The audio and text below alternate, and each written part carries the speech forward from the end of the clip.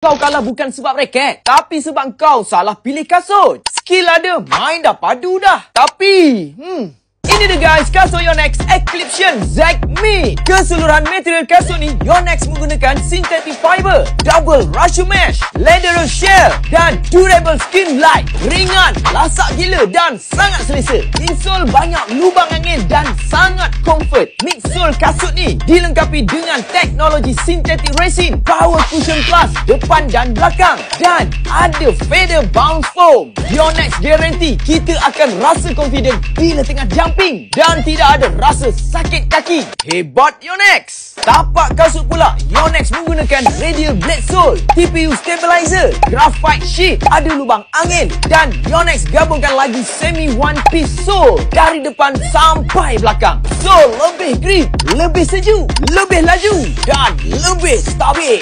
Siapa yang ada masalah ankle memang sesuai pakai model Eclipsion Zack Mid ni. Sebab di bahagian belakang, Yonex upgrade lebih tinggi berbanding model sebelumnya. Terbukti kasut model ni memang padu dan dah ramai pro player pakai seperti Pelitan, Tina dan ramai lagi. Upgrade kasut terus, barulah naik podium. Tekan back kuning di bawah.